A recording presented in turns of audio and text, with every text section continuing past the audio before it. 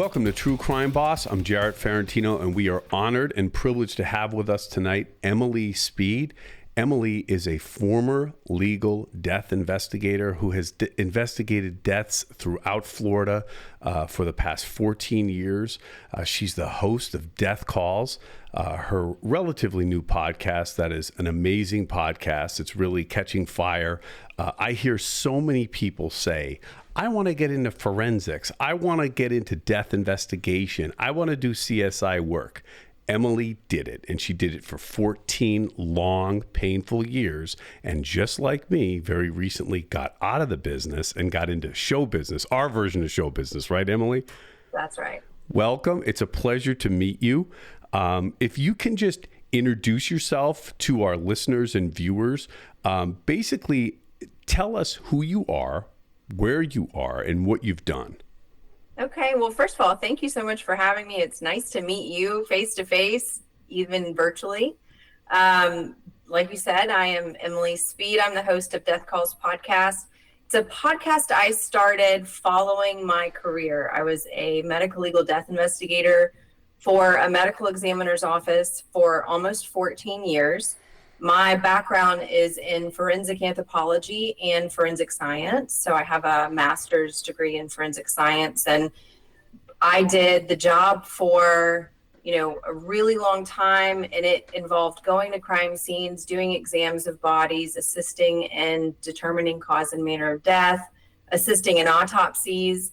And I had a specialty I have a specialty in skeletal remains. So I did buried body excavations and recovering skeletal remains, even down to the maceration process of cleaning the remains and removing any soft tissue from the bones so you can do a full analysis. And when I left, I decided that over the duration of my career, so many people would ask me questions about what I did, and were just so fascinated with the field that I thought I'd take all of these questions that I was asked all the time and kind of turn it into the format of the podcast. Well, I think, first of all, who can blame them for being interested? This is a very interesting business you're in, and your specialty of bones. I've been part of excavations, and it always amazes me the surgical precision and the meticulousness with which those occur. And I don't know that people really appreciate, first of all, the respect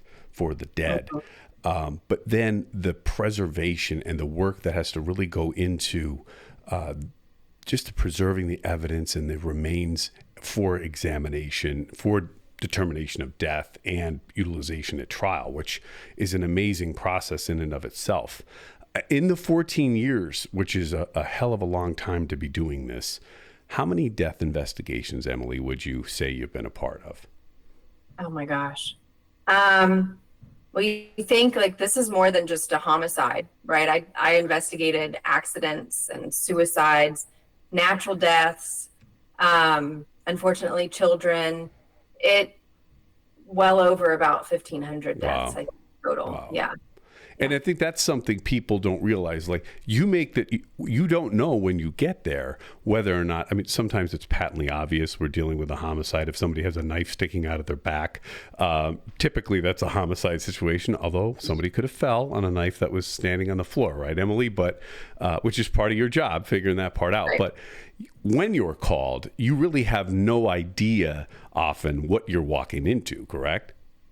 That's right. A lot of times I would get the call and I would have daily interactions with crime scene investigators, law enforcement investigators, where we just had a rapport where they would say, hey, we have a suspected homicide, or hey, we have a traumatic death. I don't really know what's going on. Please come and take a look. And that's really all I needed to be able to just determine, I'm going to a crime scene, and figure it out when I get there. Because they could give me all of the information over the phone. I really need to walk in the door unbiased and have a fresh set of eyes to be able to piece together what I'm looking at. So a lot of times, I walked in the door and really didn't know what I was about to see. Don't you? It's a unique experience, and like you, I was called regularly to death scenes that were known to us pretty much to be homicides at that point. To be able to walk in and turn off all the noise that's going on. Often the press is there. Often you have inexperienced officers. Often you have the officers that you rely on heavily and work with regularly. You have the prosecutors. I have the medical examiners there. And then when you focus in on why you're there, it's almost like that tuning out of everyone else in those moments. What's that like for you, Emily? Because really your job is in those immediate hours. It's like the body, recovery, preservation, and then investigation. You're the key to that scene and what happens there. My job was always, I kind of inherited it from you. I take right. the autopsy, and then just we move forward with the results of your investigation and the police investigation. What's it like for you in those moments when you get there and there's all that noise? How do you turn it off and move forward? I had to learn to compartmentalize a lot. And I think almost to my detriment towards the end of my career, because I felt like I was kind of living in compartments. Because, you have your personal life and you have your emotions that are wrapped up in your personal life and your view of humanity and how you feel personally, right? But you have to kind of shut all of that off to be able to see something from like a scientific side. And I really had to compartmentalize like my emotions and looking at it like a puzzle piece I'm putting together from the science side. And so I would walk in the scene, and initially, you get on the scene and you see your friends that are detectives or crime scene investigators and you say, hey, how are you? And then once I pulled my camera out and I started taking photos, then it's just silent because everybody now is back to doing what they're doing, and they're waiting on me to move the body and manipulate the body and see where the wounds are, what kind of wound are we dealing with, or what's their identification, is maybe their face was concealed, or what kind of direction this case is really going to go in. So I'll walk into a scene and just kind of have to tunnel vision to be able to focus. Yeah. One of the things, Emily, too, like people see a crime scene, the crime tape is there, and they'll say, the scene is still being investigated. It hasn't been released yet. Oftentimes it's while you're doing your job. I mean, no scene could be released until your pictures are taken. No body is touched until you process the scene, correct?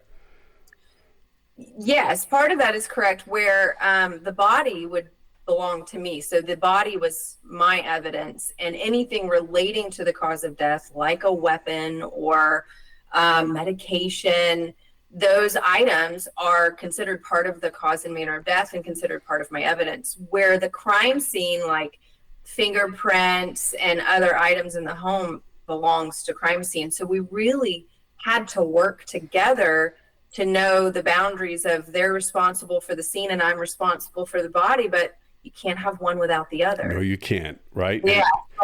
So we really did work very well hand in hand to be able to work through the scene. And then, when the body left and I left, usually crime scene wrapped up pretty shortly after that. And oftentimes you had the lawyer there, right? From the DA's office. So, and everybody had to listen to that person. They know everything, right? But hey, I have buddies at the state attorney's office and the DA. Yeah. So Emily, tell me, first, I want to talk about, and don't let me forget to go back to like your first scene or your most unforgettable case or cases. But tell me how you got into this. By chance, really. I had no plans to go into death investigation at all. I thought I was going to be an airline pilot and follow in my dad's footsteps in aviation.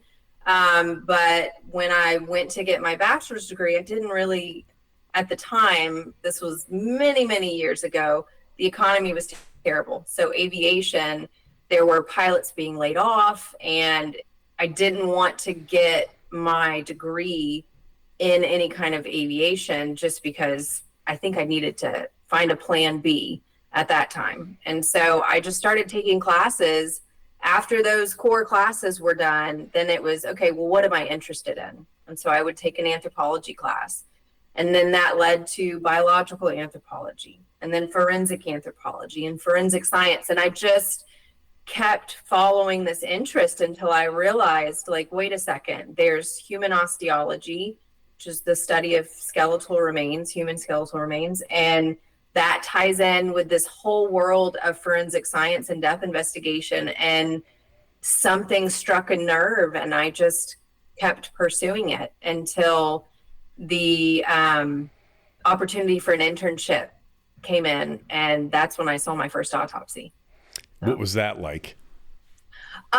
Fascinating. It was fascinating. I have old journals from that time that was required from the university to kind of document my experiences there. I read them recently, and it was just, I was so enamored with everything I was seeing.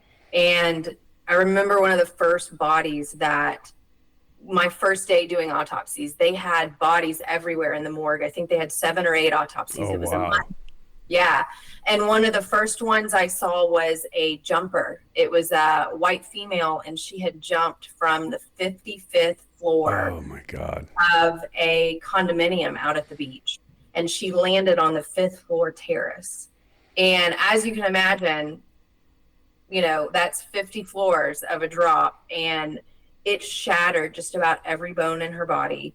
It caused her breast implants to burst.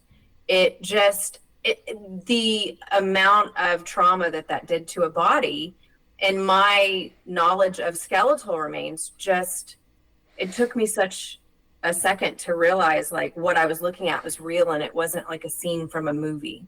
I remember my first autopsy. A man drove a Jeep into a draining pond and drowned after a night of drinking Southern Comfort and eating wings. So when he was opened up, the smell stays with you for people that have never been a part of this. And this guy was huge. He barely fit on the table. And over the course of the next couple days, that smell just stayed in my nose, and it would just hit me every couple of hours. And I thought, my God, am I ever going to get used to this?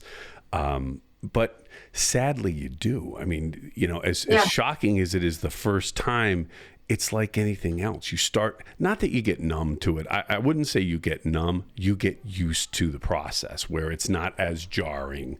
The other thing too, Emily, I mean, it's remarkable for you to be a woman in your field. I know, look, our field is filled with guys and type A alpha male type personalities, tough guys, what was that like? 14 years ago, I can't imagine there were a lot of female death investigators. There weren't. It started to become more female driven as my career progressed. But when I started, one of my trainers was a male, and every detective just about that I worked with were males. And I started right out of college. So I was 23-year-old, young woman with, this excitement for death investigation. But for a long time, it took a while for them to, I had to prove myself quite a bit to be able to fight the norm and almost kind of demand the respect and make a reputation for myself that, I have experience now. I know what I'm talking about. And it took a little bit. But then as my career progressed, more females were coming in. That's great. You pioneered that, though. And I think you said demand the respect. There's a difference between demanding the respect and commanding the respect. I would imagine 1,500 investigations later, your work commanded respect. And I think sometimes, as difficult as it is to be a rookie as a guy, to be a rookie as a female in that business, like I couldn't imagine what you had to do to command that level of respect. But congratulations! I mean, you've done it. You're well respected in that field, and I think the fact that you saw more women get into it is a testament to you. You were able to navigate it. I know you've gone out and spoken at like encouraging people to get into it, women to get into the field, right? Yeah, and I saw such a shift with crime scene too. It wasn't just with medical legal death investigators or forensic investigators. growing into more of a female driven, I, saw it with Crime Scene too. I think the media portrays a male driven field because of, the typical law enforcement perspective of what a detective is supposed to look like. And especially now, I think that's changing quite a bit. Maybe the law enforcement side, not as much as the forensic science side. But it's definitely, and I think that's good. I think we need perspective. We need human perspective to investigate the death of other humans. I think that that's important. One of the things I had always done in my cases, and I'm one of those tough guy prosecutors, but I'm like a mama's boy, and I would always run my cases by my mom. I would always say, "Hey, Mom, what do you think about this?" And she would always make a statement or a comment or a perspective that really jumped out at me, and I would try to work into my presentation.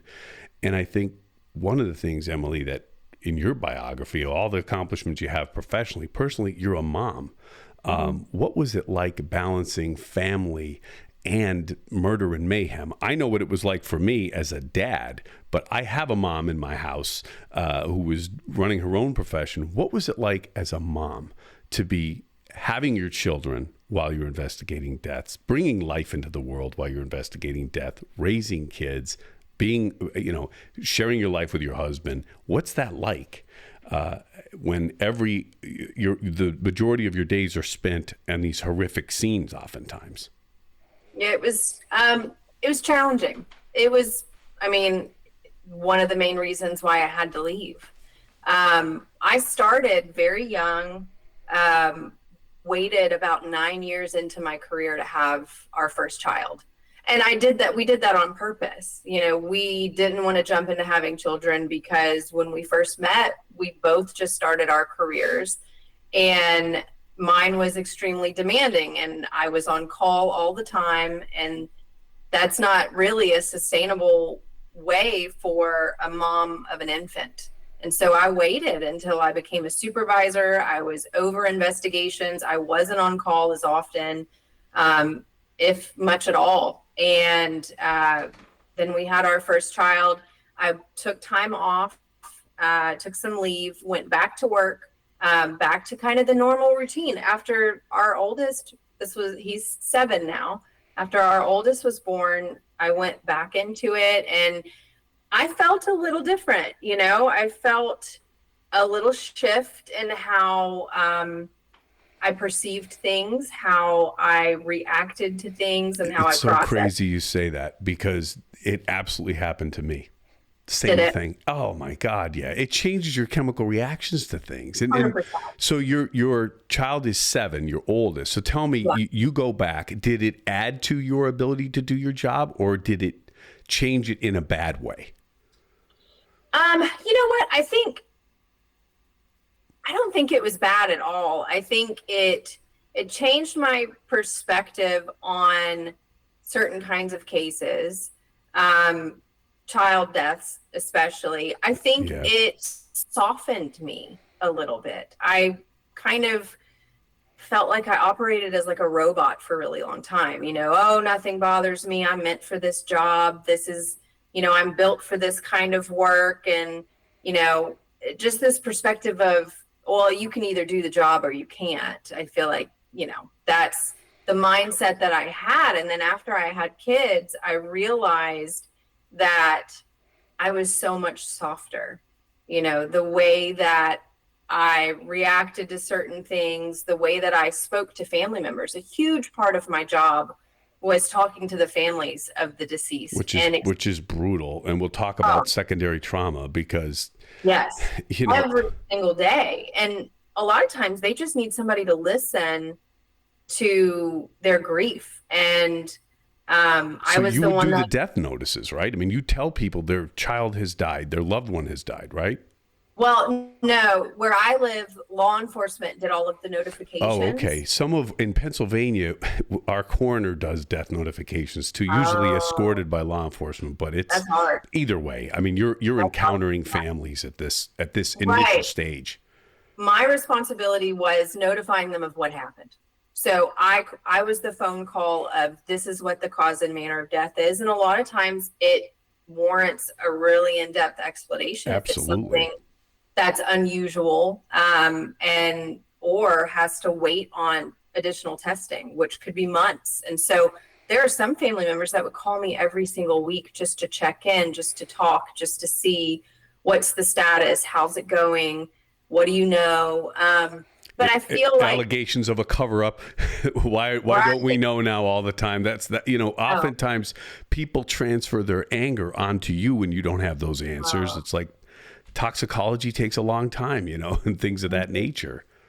Well, and you're fighting the CSI effect of all of these TV Right. shows, which is not accurate on how it is in this, world. And I think after having children, back to your question, the empathy that I had for the families changed. I felt like I was so much softer in speaking to them. I took more time to talk to them, because I started placing myself in their shoes.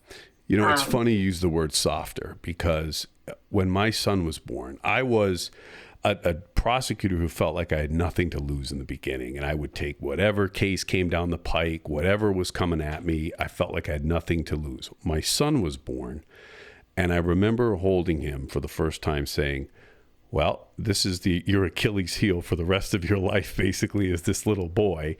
And his little sister joined him a couple of years later. But a detective was at the hospital. For some reason, all the DA's office personnel came to the hospital when my son was born. And he said to me, the night he was born, I'm holding my son in the bed, and he said, I hope this doesn't make you soft now, kid. I was young. And I said, it won't. Don't worry. But it did. But I also think it made me better, because there's nothing wrong with giving a shit and having a heart. I think that adds a whole different element to the work we do. And if you said I was feeling like a robot, I know what that's like. We're not robots, though. Robots short circuit. We're people. And if you don't give a shit and find a way to care, it helps you dealing with, like you said, you're the one calling somebody to say your daughter was stabbed 19 times. Her cause and manner of death is multiple stab wounds. It's a homicide. And good luck having that conversation. You don't like to call people to lay them off from their job, to tell them they're not getting a raise this year, or whatever your job. And look, people have other problems. I'm not saying they don't. Imagine making that call. Like you had to do that all the time, which is a part of your job nobody thinks about. Yeah, well, and I still managed it after my oldest was born. I went back, I had about 3 years until we had our second. And after that, everything shifted, because at that point, I'm now 12 years into the job and realizing what it actually feels like to have severe burnout, to live in that compartmentalizing life and not really feeling like I'm 100% whole. I felt like I had on the investigator hat and I would take it off really quick and I would put on the mom hat. And it got really hard after a while. And there was a couple of instances, and one in particular was I had an infant. I was nursing him, and I had a call for a homicide. I had to go back on call. They said, we need you back on call. Things increased with COVID for our caseload. Everything just grew. And so it was, I know you have children, you have young kids, but we need you back in the call rotation. And I tried it.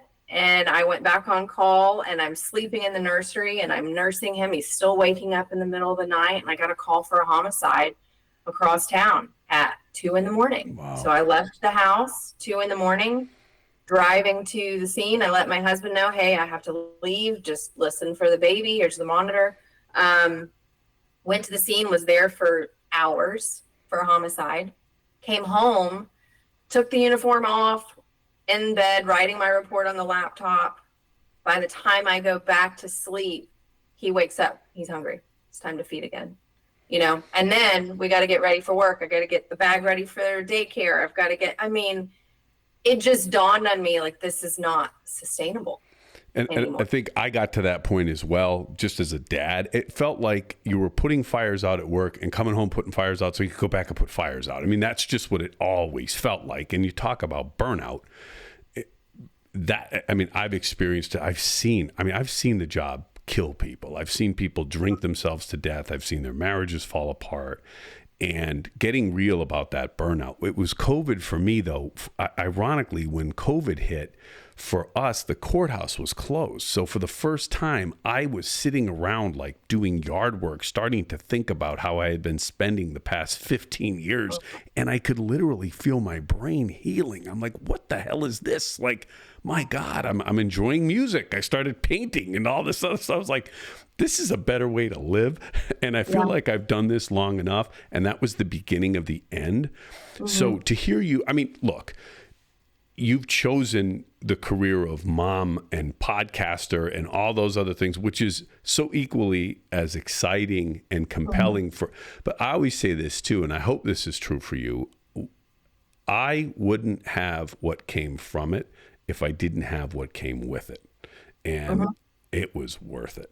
You know, I have I don't like bright lights. I don't like loud noises. I don't like strong smells. It's totally PTSD from this job. I know it. I know it's self-diagnosed, but like, I accept that for the life it gave me, my family, and what I hope to continue to do. And I think it's very important, Emily, that people like you have the guts. Because first of all, as a female, to come in here and say, I got burned out. It was hard as a mom, but I still did it. Like 15,000 deaths later. Like, congratulations. I mean, I am in awe of you to hear that. That shit isn't easy. And, you know, I'm a parent, but my wife carried that load for me. If I was the one who got called out in the middle of the night, well, I didn't have to worry about nursing the baby. I could go and I could sleep while she took care of the baby.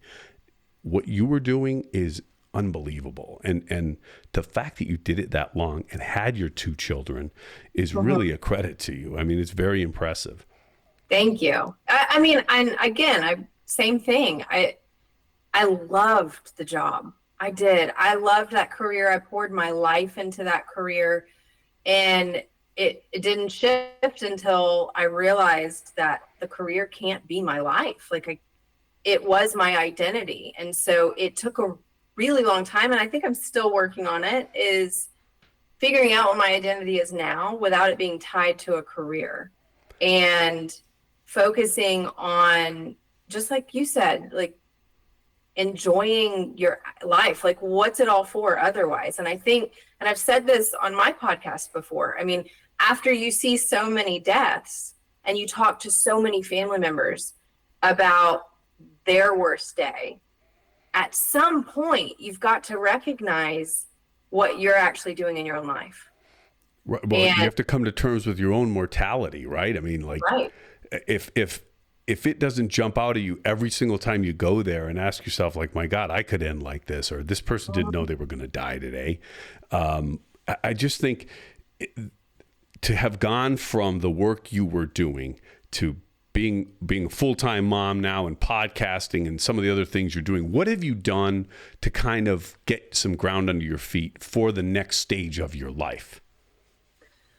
I think one is really healing a little bit. I think recognizing the work that I did, how much I loved it, how much I enjoyed it, but looking forward into kind of the unknown and the uncertainty and being okay with it. I think it's a huge change to walk away from something that, you know, although it was a hard job, it was what I knew. It was what I was really good at. And I think grounding myself in this phase of life where I'm like, I'm going to start something new. I'm going to work at it and make it grow. I'm going to be more present with my family and enjoy more time with my husband, and just, I mean, maybe a little therapy, maybe a little bit. Well, I think too, like, it's funny because our careers were very similar, obviously. Like, I didn't fear death. I feared living a little bit more. It's like, I just retired. So to go out and now say, well, now you're just another lawyer. You're not the guy that was prosecuting the murderers now. And it's like, wow. I mean, that's a little bit of a shock to me, and Yeah. what am I going to do that sets me aside from everybody else? And I'm like, how about just take 5 minutes and be normal? And again, that's not a pejorative term. I don't say normal to say like normal people or what. Nothing of what you did was normal. Nothing of the life I lived was normal. And everybody knows, look, police officers are heroes. Firemen are heroes. They risk their lives every day. But let me tell you, you very rarely hear the cry of the prosecutor, the death investigator, and they suffer a lot in this business. And they work really, really hard, and they're a critical component of the work, and they don't get paid a ton of money. They don't all end up on TV like you and I, right? Or podcasting. A lot of them end up broken and broke. Yeah. So I know that do you do yoga? Did I read that you do? So yeah. Is that Honestly, helping? Yoga and I found my coping mechanism for the stress of the job while I was doing it. But of course, like you mentioned, you've seen people with alcoholism and substance abuse and marital problems because they're not finding a way to manage the stress and cope with the job or the burnout that comes with it.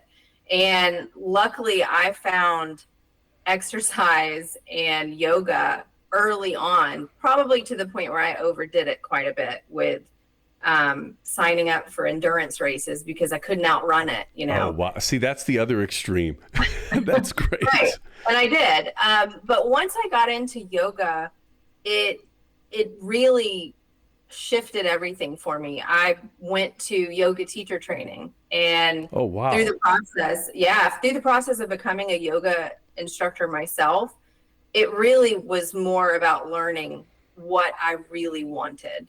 And I think I just was seeking out a little bit more peace in my mind than I was anything else. And yoga really, I mean, it helped me so much to be able to kind of just breathe for a minute, take a pause, and realize, like, what do I want my day to look like every single day? And is it this anymore?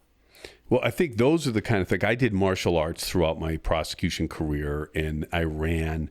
And as great as it was physically for me, it was very, very much about maintaining that mental balance and trying to be mindful at some point during your day. And I still do those things, which are great. I'm a little sorer now when I do those things, but I mean, it's great. And the other thing, we talked about alcohol. Like, I watch these people, if they weren't working, they were meeting at a bar to drink. So I challenged myself at one point to stop boozing for a while. I was like, everybody's always, I have not, because of that job, I stopped drinking. I think it's 12 years now. I have not had a drop. And like, I would always have a big case and say like, oh, we'll have a celebratory drink after this one. But now I'm addicted to the streak. I can't break the streak. But like, right. that was another thing. Like, I saw people really, really barely hanging on. And it just, this is something nobody talks about in our business. It's easy to romanticize the work and just how cool what you were doing was, but there's also the price you pay, and which, and I don't necessarily just want to dwell on that. And I want to talk to you about a little bit about how you've taken the positives of the work and your experiences and have now turned them into your own podcast. You've done some television, which is exciting. If you're really good at what you do in the crime world, they put you on television. At least that's what I tell people, because I ended up doing it and I love it. I also happen to be a victim of circumstance and ended up doing it. But that's a lot of fun. So I enjoy, and it's clear you do, telling the stories of our cases and the work, and then commenting on the latest case of the day. Tell me, what do you think was your most interesting cases? Oh gosh, I have a few. Some of them I actually was featured on documentaries for, which was great.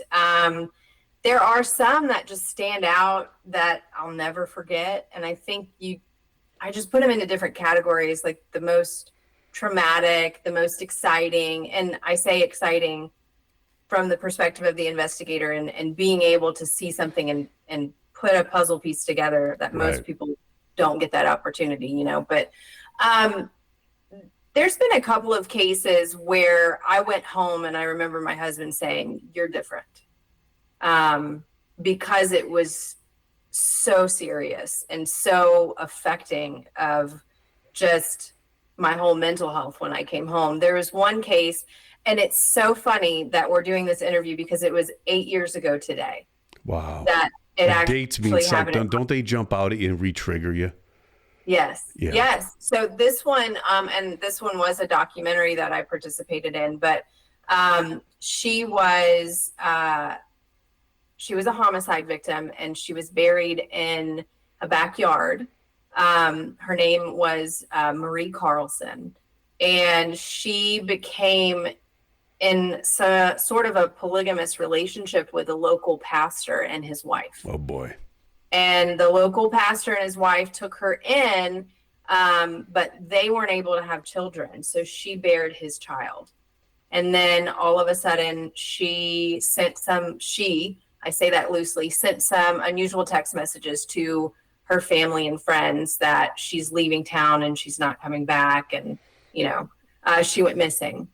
And they didn't have enough evidence at that time to convict him until about 5 years later. He finally came off of it and said, "This is where she is." And I think it was, of course, you know, for a plea bargain or something along those lines, or to keep his wife from getting a prison sentence because she was, you know, complicit in it. Linked to it. Yeah. Where could people find that case, Emily, the documentary that was done on it? That documentary was on Investigation Discovery, and it was called, oh,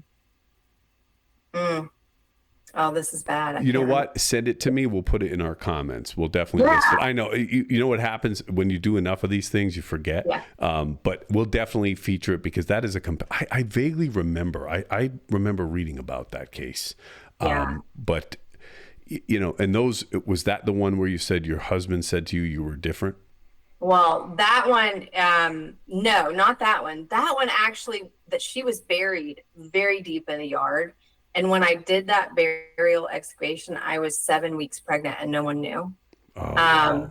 And because of my she was skeletal.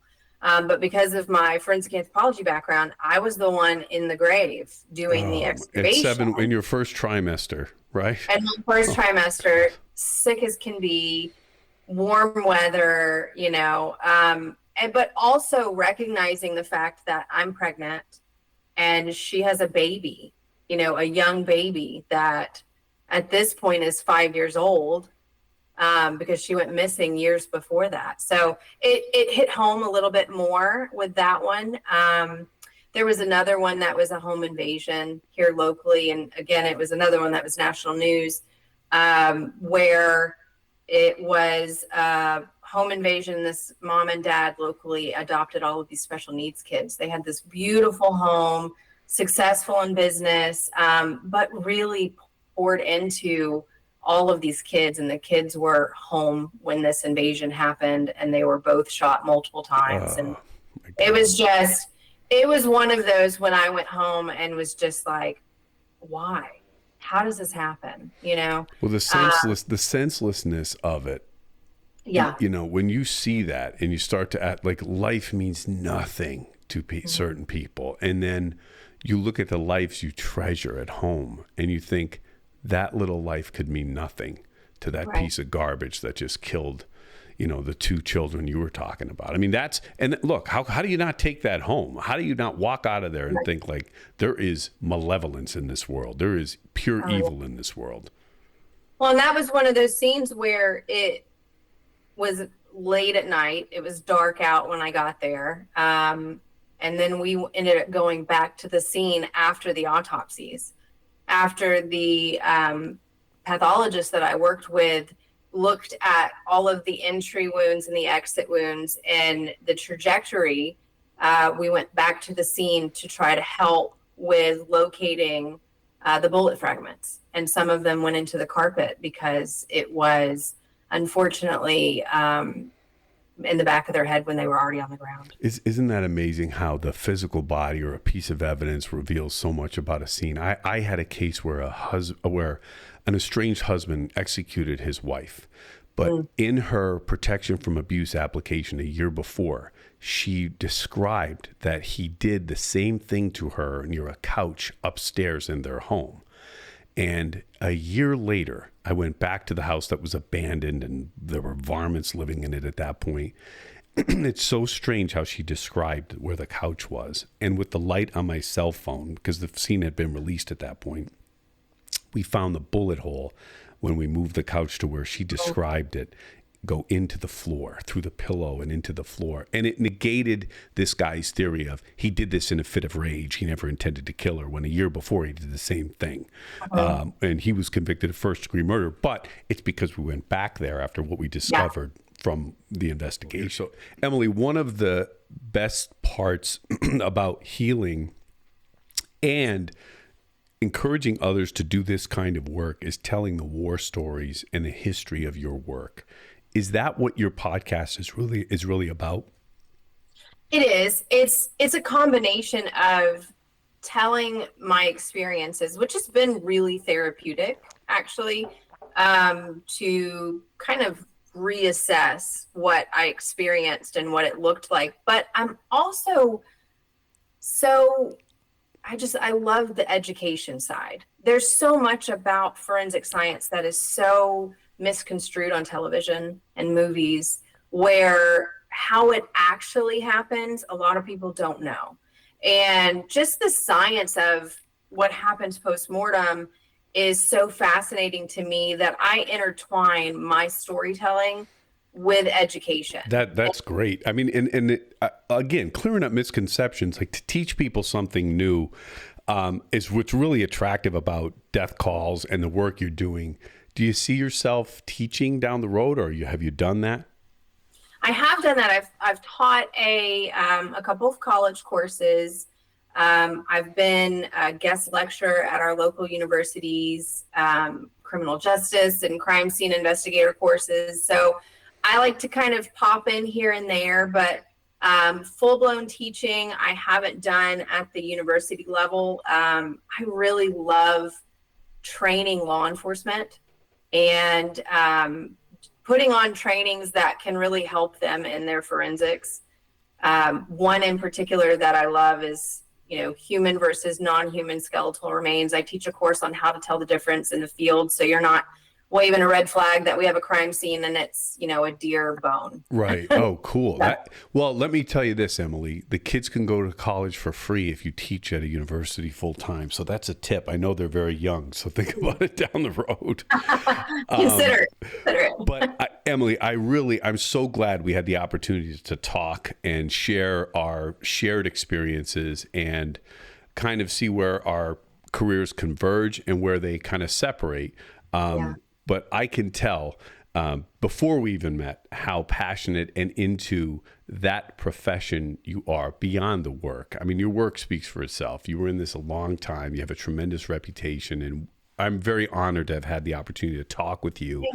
And look, I do this stuff and I get out to New York and do a lot of talking all over. We'd love to have you up to the northeast part of the country sometime and share your experiences. Nobody believes a local prophet. Like, here comes Jared again, he's talking about murder. But if we get a medical or a homicide investigator and a death investigator from Florida, but you'd be an all-star up here. So consider it done. You let me know when. I'm all about it. You got it. Well, tell everyone where they can find Death Calls, and we'll make sure we'll list in the comments the documentaries that you've been a part of too.